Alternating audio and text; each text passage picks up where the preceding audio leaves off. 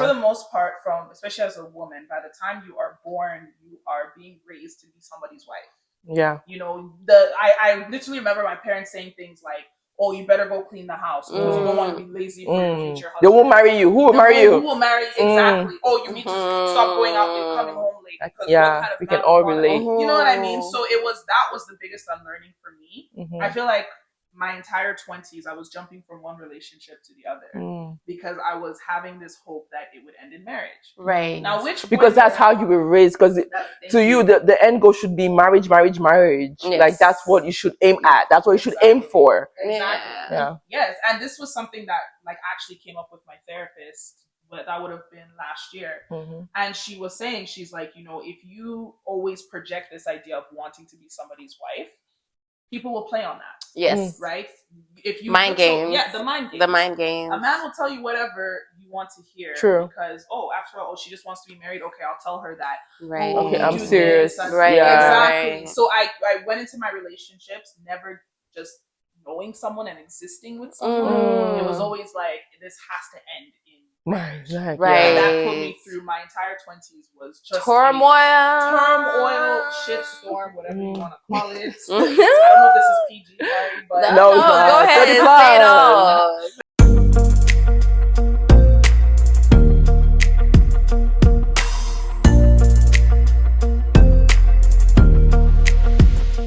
We've got a special guest today, guys.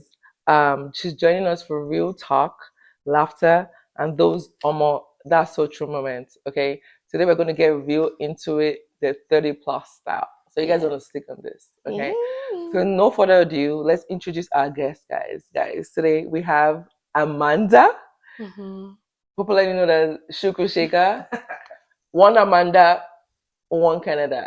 One Amanda, one Calgary. Oh, Calgary!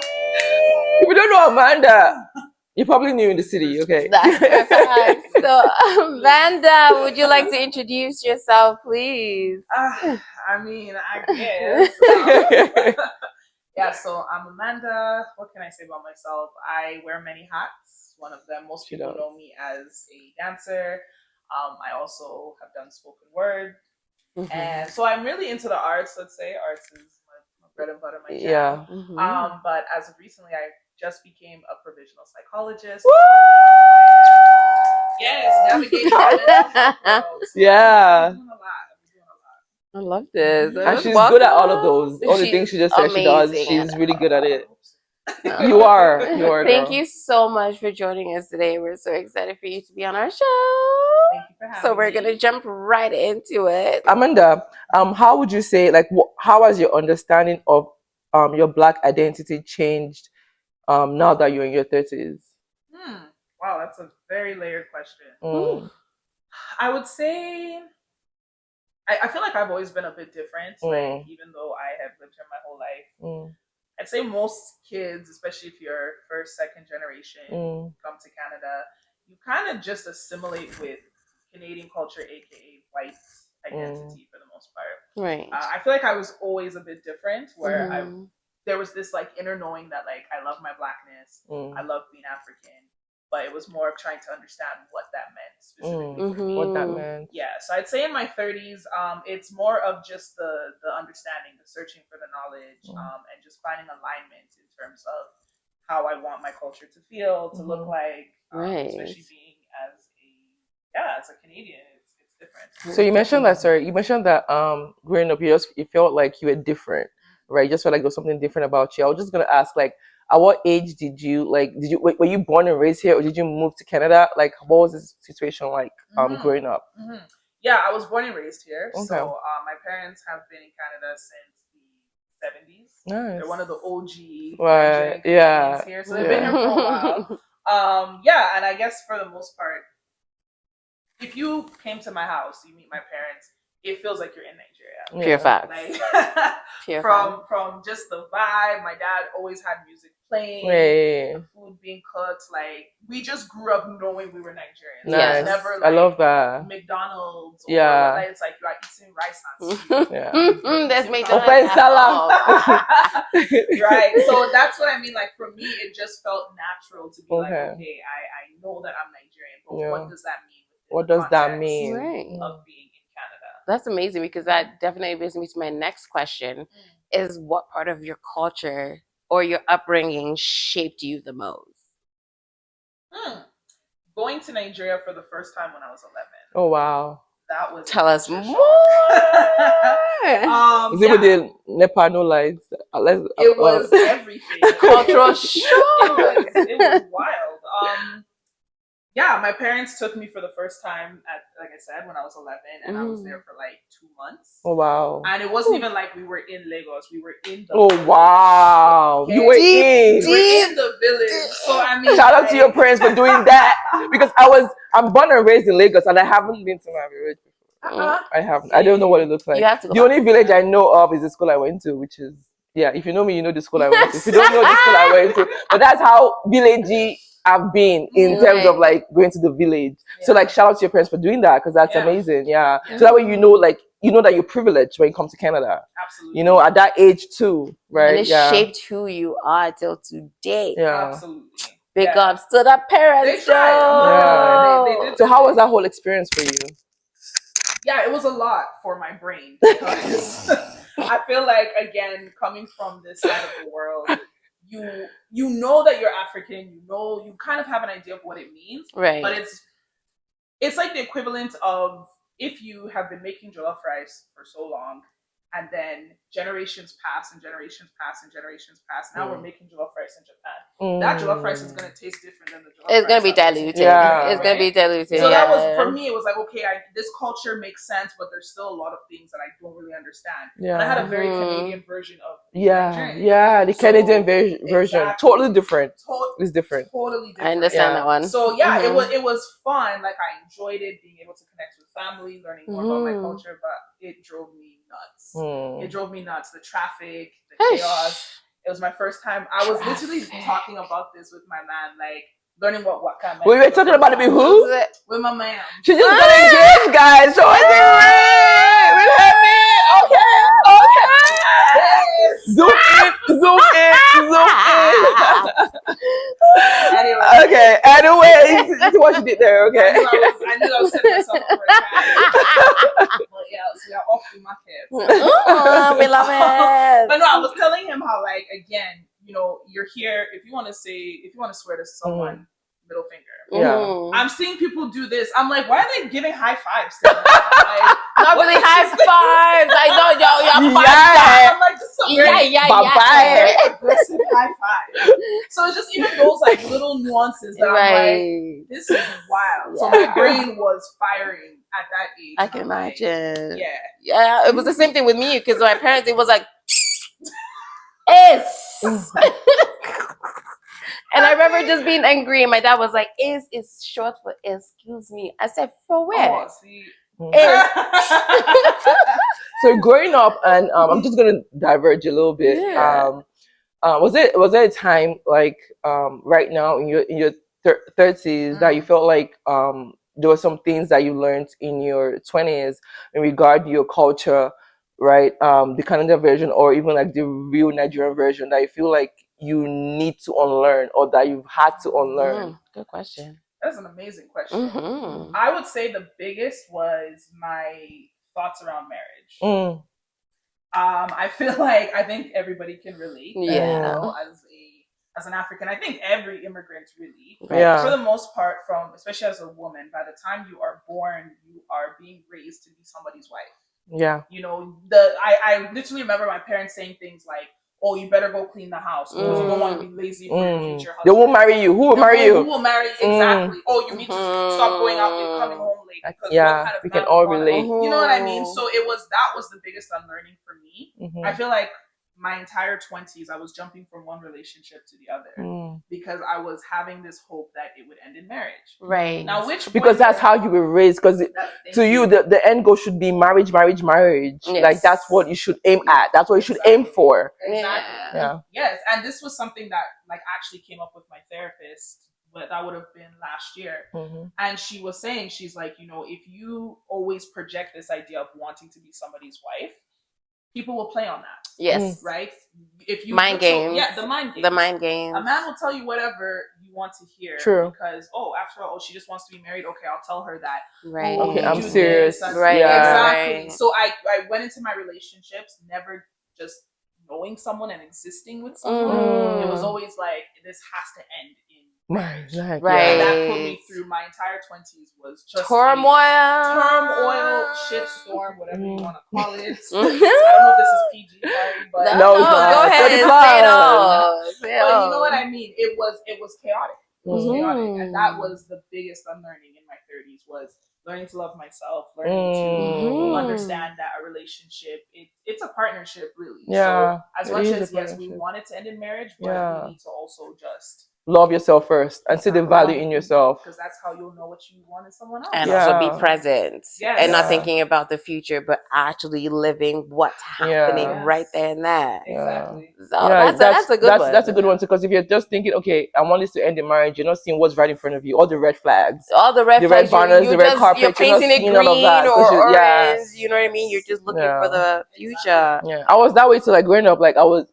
extremely lazy. I'm still kind of lazy. I was extremely lazy. Didn't want to do anything. I never used to cook because my parents just didn't like. My mom didn't just like. My parents didn't just like enforce me to like cook. You know, like come cook. But then so all of a sudden, out of nowhere, my mom is expecting me to cook. Like cook how where? You when I come to the kitchen, you're like go. Like you're being too sluggish for me. Get out of the kitchen. Get out of the kitchen. You know, and then growing up too, like in Nigeria, in Africa, like you have helps, right? You have people that help you, maids, quote unquote, right? And so because there's that help, there's no, you don't really have the urge to cook, to do all those things, right? But then when like now in my adult age, where it's like when I'm to learn, like in my 18, 19, 20, and my mom is like, oh, why you're not cooking? I'm sorry for the man that you know you're going to get married. You better marry a rich man. Like, did you not chase me out the kitchen? Like, you better marry a rich man, because and she says that I'm like, well, I'm gonna marry a rich man. I'm gonna be the boss myself and hire a cook. Because what? You know what I'm saying? So it's like, yeah. I love that. Yeah. I love that. So going on with that, what does being Black in your 30s mean to you personally right now? Oh, these questions. I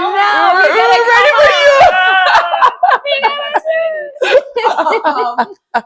Being Black in my 30s is about being unapologetic. Chop knuckle. That's just, I don't even feel like I need to go into details. Yeah, unapologetically Black. Like I show Black up in and proud, and I take up space. I love that, and I don't care how you feel about it. Yeah. And knowing her word for word. Like you know Amanda when she's in the room. She walks in and it changes the whole vibe. But you're like, okay, this is the best thing that could happen. Yeah. I love that 100%. It's that. And as I said before, you know, even though I never had that phase of like not wanting to be Black, I still didn't have that confidence, because it would be everything from how my hair looked to the food I'm bringing to school. Like people always had a way of like basically dimming our lights. The food is a huge thing. So even though it wasn't like I wasn't proud, but I still was like, I felt very insecure with it. But now I'm just like, I will show up and I don't care how much this food smells in your mind. In your mind. Literally in your mind. Yeah. I like that you brought it up. So like growing up, because you were born and raised here, and we know like back in the 90s, we're not born in the 80s, but like back in the 90s and the 80s in Calgary specifically, there were more white people. It was more white dominated than, obviously still like more white people than the Blacks, but like Blacks are more now. So like I can imagine like how, like, you know, growing up in your class, or like you go out and then you're the one with the Black with the thick hair. Like how were you able to handle that? Did you have questions for your parents? Were you like, oh mom, let's leave Calgary, let's even leave Canada? Like or were you just like, you know what, I don't care, or I'm just gonna be this quiet girl? And yeah, so I would say that it was different for, like, my siblings are all 80s kids. Very different for them.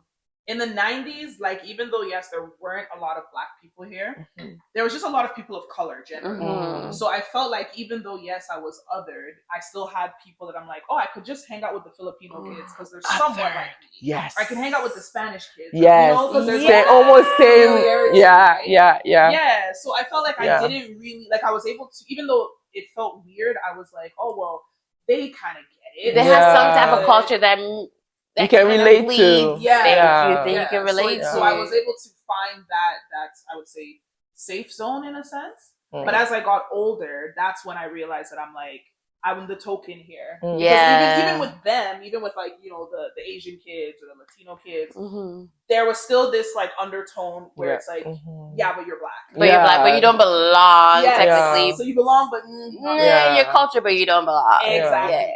Yeah. Interesting. I love this so much because obviously we grew up almost the same way. Because I grew up with all the Filipinos and all the Mexican people. You know what I mean? But there was still that you don't belong. So then you're like, interesting. So do you feel more connected or disconnected to your culture now, Yute? Definitely more connected. I would say, well, with the rise of Afrobeats, I could say now that being Nigerian is cool. Yeah, fun it's fact, cool. Yes, fun fact. I feel like I didn't get to touch on this, but even though we didn't have a lot of Black people here, there were quite a bit of Jamaicans, at least in my side of where I grew up. So the Jamaican kids, you're like, okay, well, they're Black, but even they were like, they probably clowned us more than the white people did. They did. So it was not cool to be African. They call you booty scratcher, monkey. Oh, that's crazy. All this nonsense. Now that it's cool to be Nigerian and it's cool to represent yourself and wear your dashikis and all of that, it's like easier to be really loud and expressive with your culture because now people don't find it weird. So what would you give it up to say, like, okay, it's cool, I feel comfortable in my culture now? Would you say because of Afrobeat? Would you say because, like, you just personally feel like it's time I embrace my culture? Or would you say your parents actually enforced it on you?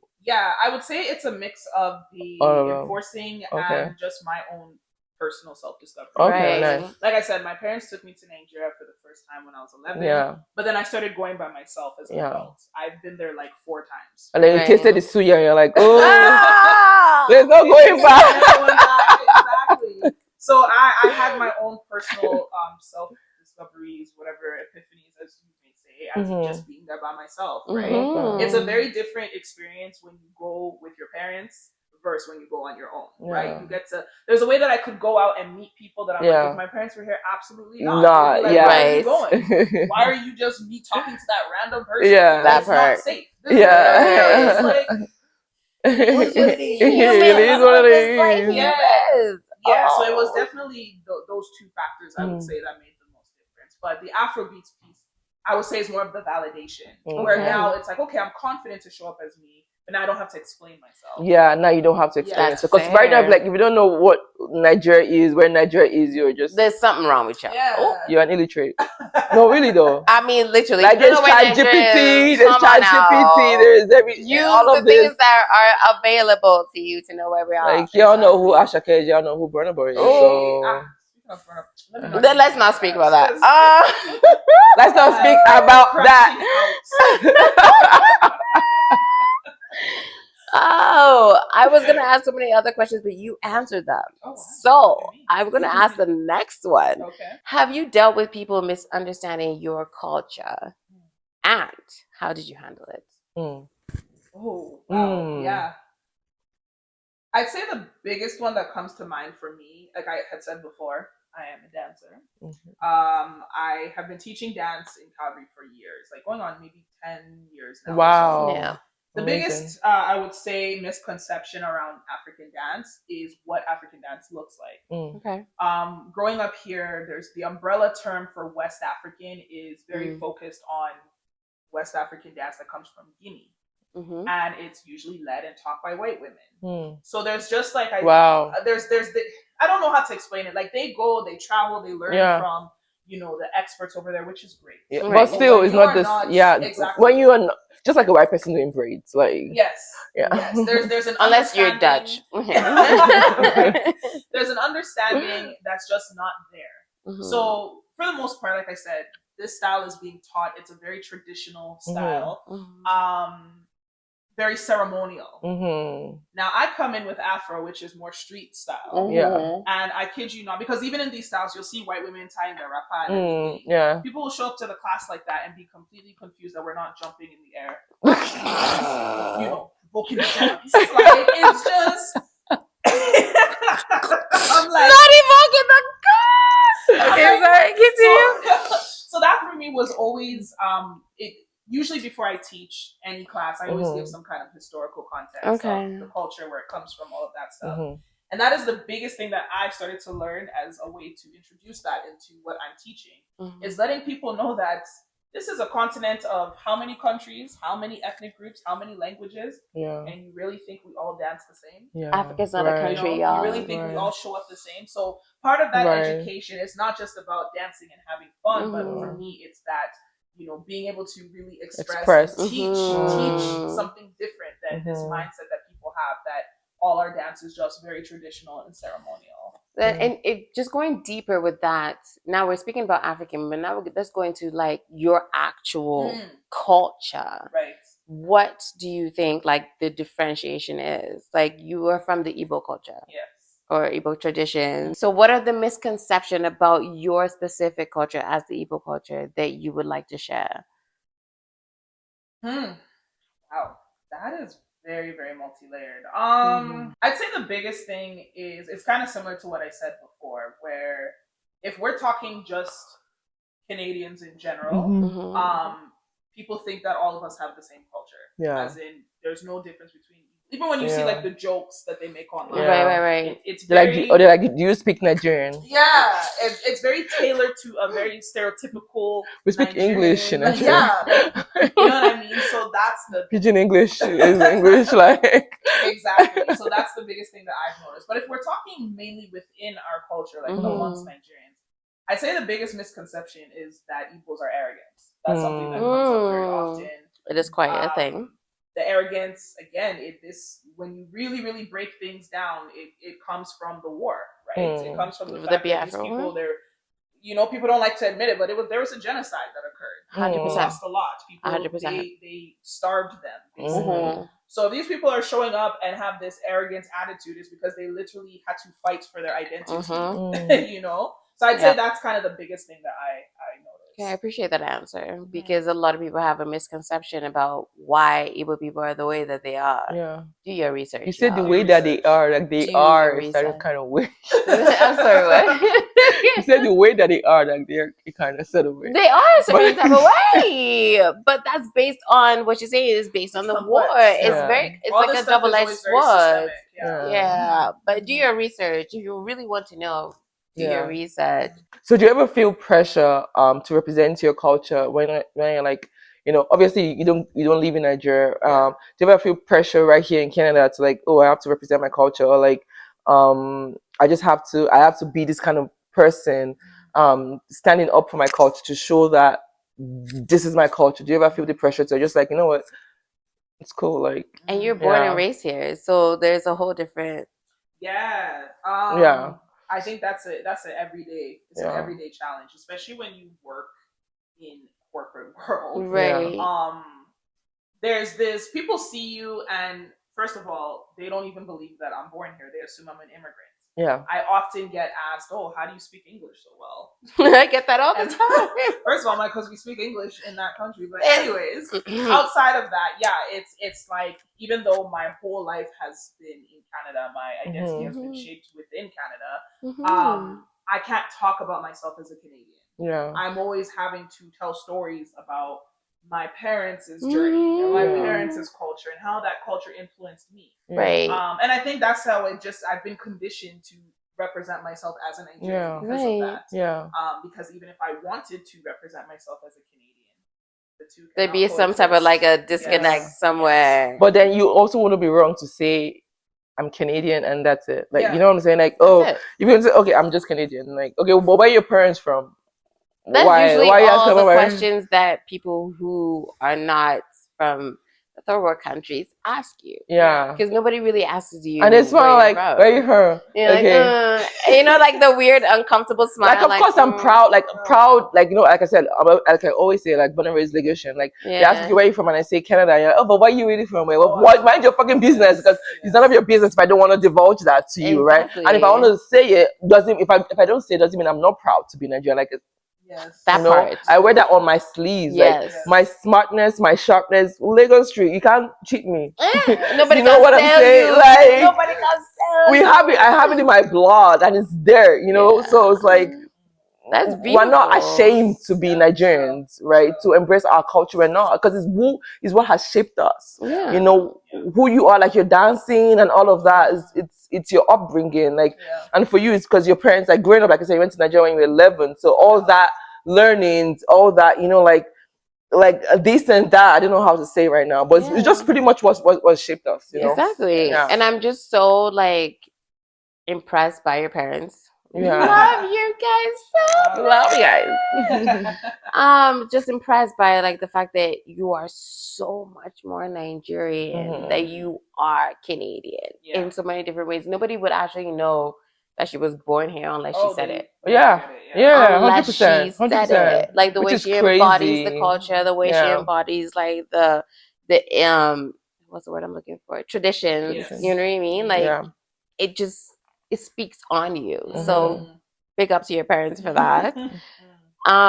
What is one thing you wish people would understand about us as Nigerians? What is one thing that I wish people would understand? We don't take no offense. When we don't take no offense. That's where my mind is going. Yes. My mind is really feeling it's about our entrepreneurial spirit. Right? I think because I was gonna say that, like, we are hustlers. Yes. We want something, we go and get it. Yes. Yeah. That's so true. Yeah, that is so true. I just feel like when I look at other communities, like, it would be nice if we could work more as a collective. But what we are able to achieve when we actually put our minds to it is insane. It's immaculate. It's insane. Yes. Yeah. So I think that's the biggest thing that a lot of people, like, if you're not, I mean, the way the world is going now, everybody knows a Nigerian. Yeah. But if you just happen to not really be exposed, people think, oh, Black people, they're disorganized, they're chaotic, they're this, they're that. But Nigerians, it's the creativity and the passion, the creativity, it hits different. Yeah. And guys, if you don't have a Nigerian friend, get one. They do though. They get do. one. We are there. We're everywhere. Well, your online cousin. So we're on your online cousin. If you're not Nigerian, you can literally say you have Nigerian family members, because we are here. Online cousins, guys. No joke. Okay. So, like, what stereotype about Black or African culture annoy you the most? Oh, there's so many. I know, right? The laziness, I think, is the one that bothers me the most. That stereotype around Black people just being lazy, and especially, like, if you look at the racial issues going on in America. Obviously, Canada, America, it's very different what we deal with, but people forget that they didn't get there by themselves. 100%. There was years and years of conditioning and programming for them to get to that point, right? So I think that's one of the things that, even again, if we want to go back to the continent, same issues, right? We're always talking about, oh, Africans are so poor, Africans are always at war, Africans this. Why are they in that position? These are the questions that people don't ask. And that's what frustrates me. Oh, that leads into my next question. I think I know where this is going. Do you really? We don't know yet. But what? So, what cultural expectations or maybe general curses would you want to leave behind? Yeah, leave behind. Based on that. My answer is gonna piss people off. That's okay. Let's piss everybody off. Shake the tables, my darling. Going to piss people off, but like I said, I am living in my unapologetic era. I think it's religion. I think it's religion. Now, don't get me wrong. I very much believe that God exists. I very much believe that having being centered in your spirituality is important. 100%. Whatever that looks like, whether that's through church, whether that's through a mosque, whether that is meditating with Buddha, it is what it is. Yeah. Whatever you want to do it, as long as it resonates with you, is fine. But I feel like the structure of which religion is the way that it is in Africa is a problem, because I feel like people are being taught to be passive, right? People are being taught that, oh, you have issues, pray it away. Right. Oh, you potentially have a mental health problem, that doesn't exist, pray it away. It's because you're not praying enough. You know, I think there's just too much of an emphasis of, again, just praying and no action. Prayer with no action, right? And like I said, where do you think that comes from? Conditioning, colonization, right? It was a very specific agenda that brought them to where they are and why they behave like that. And they, like I said, if you look in most African countries, they are the most prayerful but the poorest.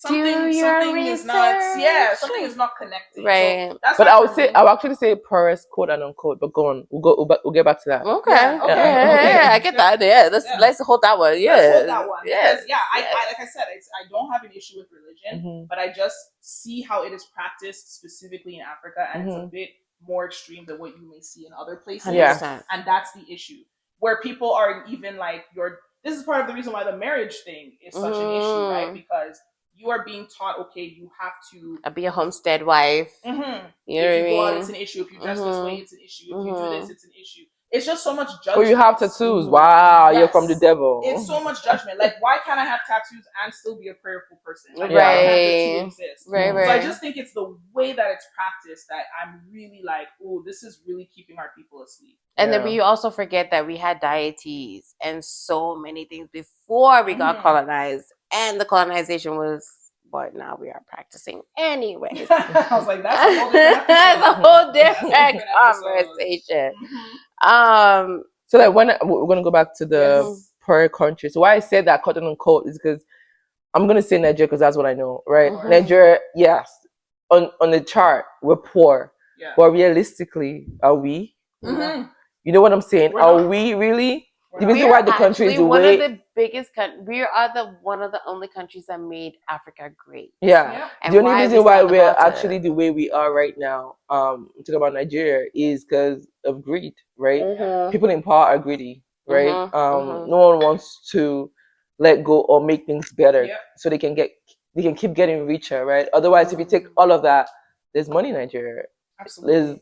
There's 30 December. You think that like.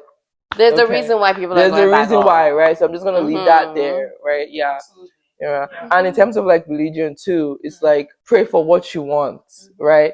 Oh, pray, but then you're not acting towards what you actually really want, and now you leave everything to, oh, I want to pray for this and I want to pray for that. And then the little things, pray. And when someone has like a tattoo or dreads or piercings all over their body, you're quick to judge them. You think, because you think, okay, this person has piercings, this person's going to go to hellfire. But you have a bad mind. You're wicked. You know what I'm saying? You're planning evil against people. You talk truth about other people behind their back. Are you better than... I was about to say, what makes you better than the next person? That doesn't even make you better. That makes you worse than the next person, because if you're going to judge someone based off of what they choose to do with their body, that's none of your business, right? Check your own self, check your heart, right? And then you wonder why you're praying, you're a prayer warrior, but then you're like, oh, look at this girl, look at how she there's is. This one hip-hop song. There's piercing in her nose, like someone of your comments. You guys learn. Listen, okay, educate yourself. About piercing my nose. When I got my passport done, I took my nose ring off and they said, welcome back. Who said welcome back? At the passport office. Oh, wow. They made you take your piercing off? Yes. Wow. And they said, welcome back. I was like, you mad? Welcome back to where I don't even live here. Anyway. Welcome back. But like, yeah, that's probably like a different episode. But you guys, like, Nigerians need to do better in terms of like having an open mind. And it's not about culture. What is culture? Like, what made you that way? Do you get what I'm saying? Like, if you look back in the 60s, in the 40s, in the 60s, in the 20s, they had tattoos. They had like, you know, like all these like Muslims, they have like something on their body. Yeah, they had tattoos, right? They had piercings, maybe not in their nose, but like on their body, you know, like different tribes have, you know what I'm saying? So it's like, for you stoning somebody when your own sin is even in the Bible crazy. it said, what did they say about the throwing stones? He who has glass house show difference. He's without sin. So who's throwing the first stone? Anywho's, that was just a side. That's all side. I can say a lot about that. Yeah, that's different. We'll just end up here.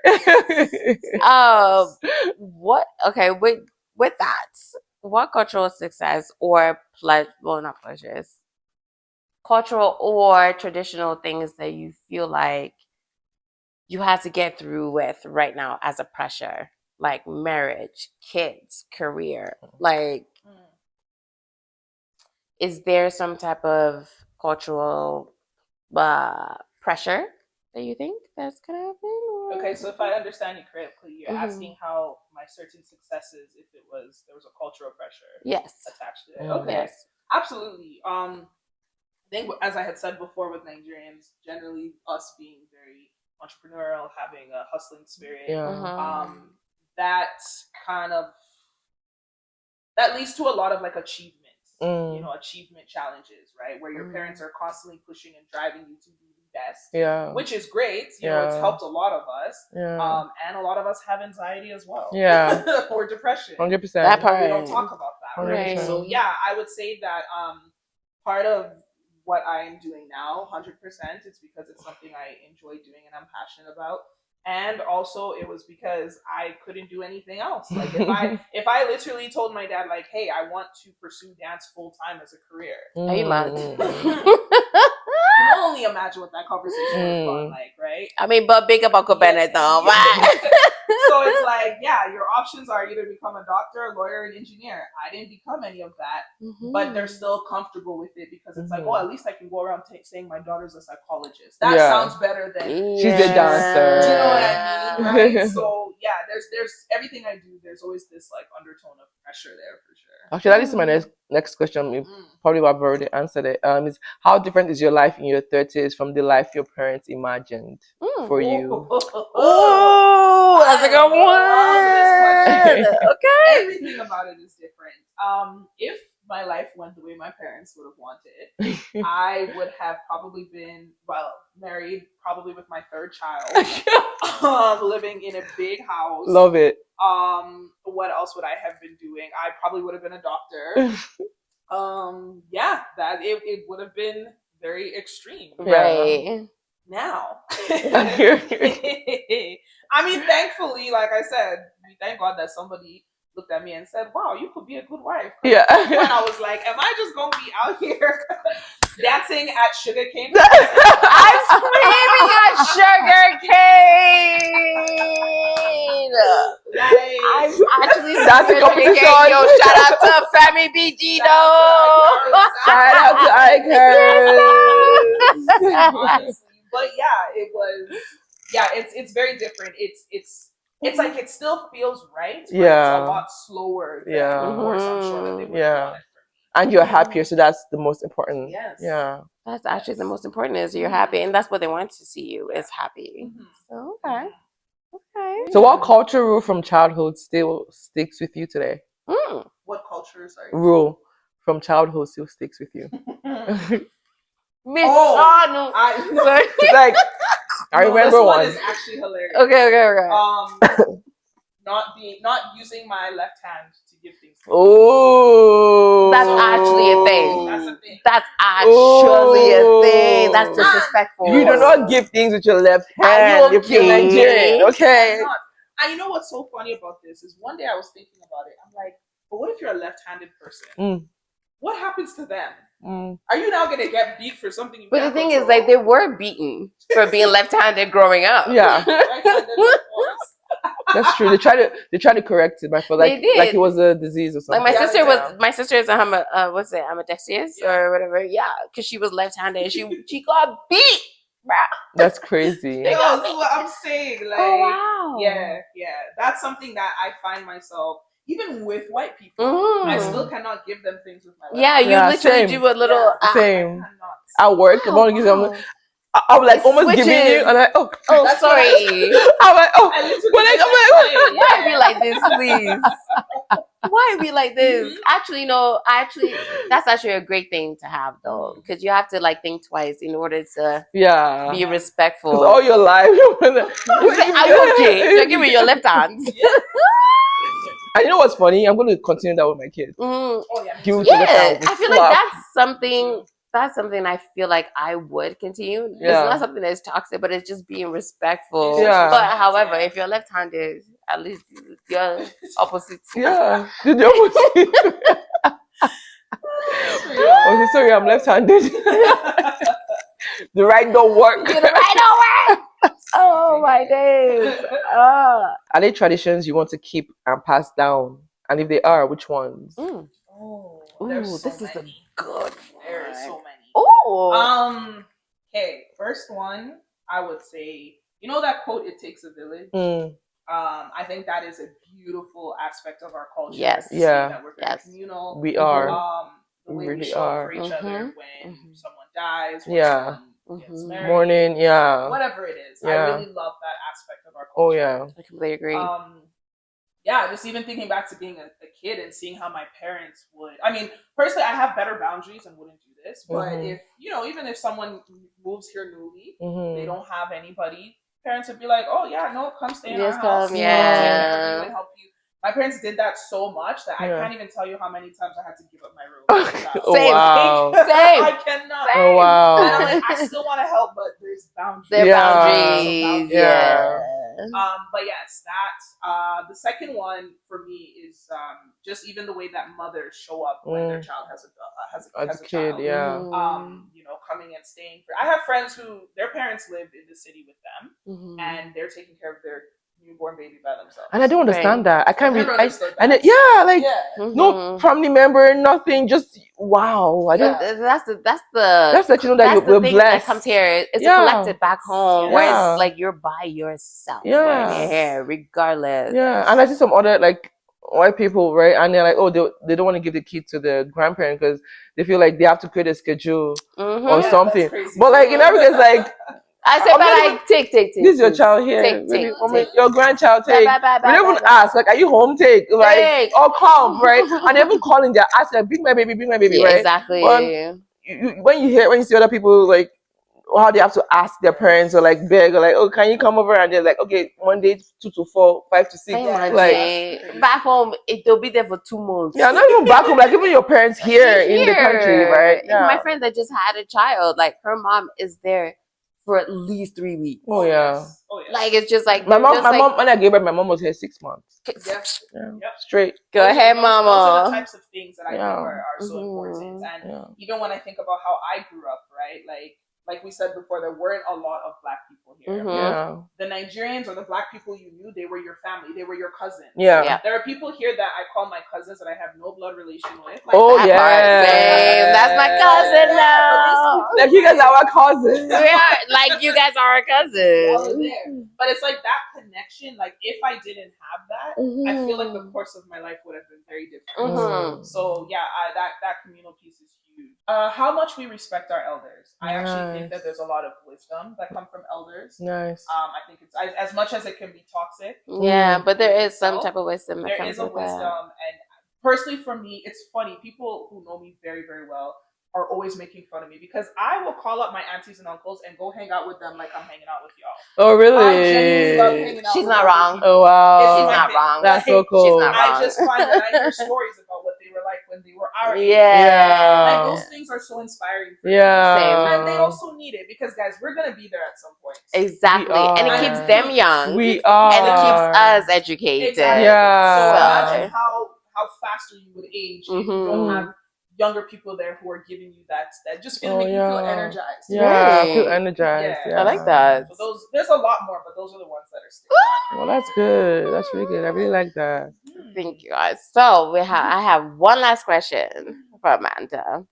So, ma'am, so what would you tell somebody right now who's going through being Nigerian Canadian and just being Nigerian Canadian and just figuring out their footprints right now? Find your tribe. And when I say find your tribe, I'm not saying not the toxic people, Yoruba, find your people. Find people who understand you, people who are not trying to be in competition with you. People who are not trying to be in competition Did you with hear you. that?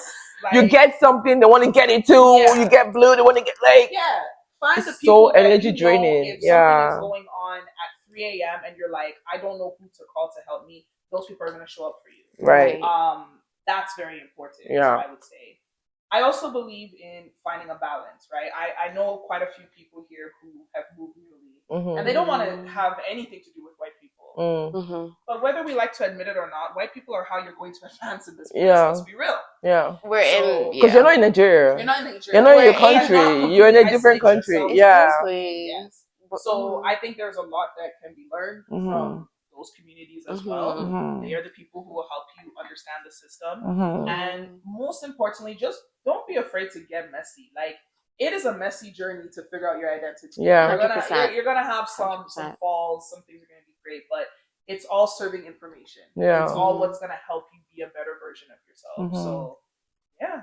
You guys heard it live and direct. I like that. I really like that. You guys heard it live and direct. You know what I mean?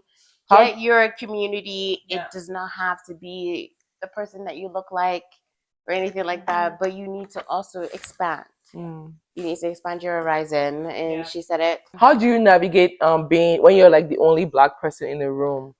How do you like in a space? How do you navigate that? Do you feel awkward, or do you just feel like Black child? Ooh, it depends. It really depends on the types of rooms that I'm in. I would say for the most part, I don't really have that issue of like I know there's some people who legit, like I said, they're around white people, they completely dim their lights. I show up as me. I'm just like, whether you like me or not. On a project, yeah. But I do know, like I said, there are some, like for example, if I'm in a room with a bunch of corporate oil and gas, Thai white men, that's going to be a very different response. Of course. So, read the room, right? It's not a time to start singing. Oh, just be doing read the room, yeah. So so I think it's kind of like what we call it, what do you call that thing? Something, code switching. It's like that. It's code switch. It's the code switch. Where it's like customer service voice versus regular voice. Exactly. So me showing up as I am, there's always an authentic version of me, no matter where I am. But I love that. Water it down a little bit, depending on who we're with. Yeah. And that's smart, actually. Yeah. How has your sense of purpose changed now that you're older? Ooh, question. And now that you're engaged too. If I might add that. How has my sense of purpose changed? I actually was reflecting on this all weekend. Oh yeah. So this is very interesting. Nice. We're in spirit. We're in spirit.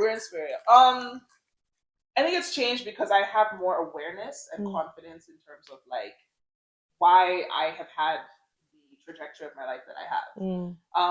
I would say before I used to be in my head about the fact that I've had all these like tumultuous relationships, wasn't married yet, etc.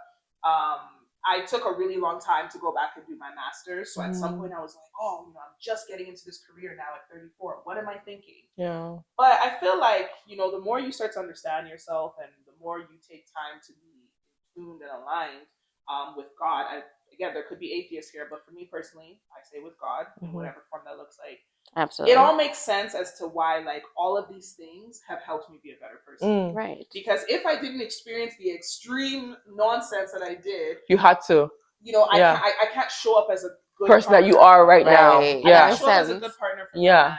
I can't show up as an intentional present therapist because I'm carrying my own shit. There's so many. I feel like all of it has just helped me be a lot more stronger in knowing that like this is why I have to be here and show up the way that I have to because there's gonna be another girl who's 22 that was on the same path that I was. And I need to be able to show her that it gets better. It gets better then. So it's made you stronger. It's made you smarter. Yes. Right.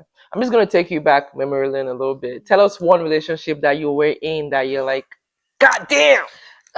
God damn. Okay, let's go. Tell us. And you can say names too. Okay. Y'all just messy. Yeah. What do you mean? All right. I had a phase of my life where I was out here doing long distance relationships. Ooh. And I thought it was a good idea to stay in a relationship with a man who was openly admitting that he was cheating on me. That was the lowest of my lowest points. Yeah, it was quite bad. Admitting that he was cheating. It was bad. It was bad. My self-esteem was in the pit. In the pit, cause girl. It was bad. Yeah, it was. It was one of those things where he felt like, I was just being honest, and I really care about you. I was just being honest. Be transparent about my mistakes. And I'm like, okay, one off. Yeah, like happens. Yeah. I was like, at least it was honest, right? Yeah, I was making these justifications as to why it was okay for him to do that. Then it happened the second time, the third time. And how did you find out? Because you mentioned it was a long distance relationship. All these times, how did you find out? He was just he was telling you, but he didn't tell me like when it would happen. Yeah, it was a whole mind game thing where like anytime he would do something, he would try to catch me slipping. So he would use this the gaslighting to be like, he was going through my socials and wait, what time was he leaving this kind of comment on your page? Who is this guy to you? And when I would not have anything to admit, that he'd be like, okay, so I guess I should be honest. When there was nothing to catch up. He's like, this kid is good.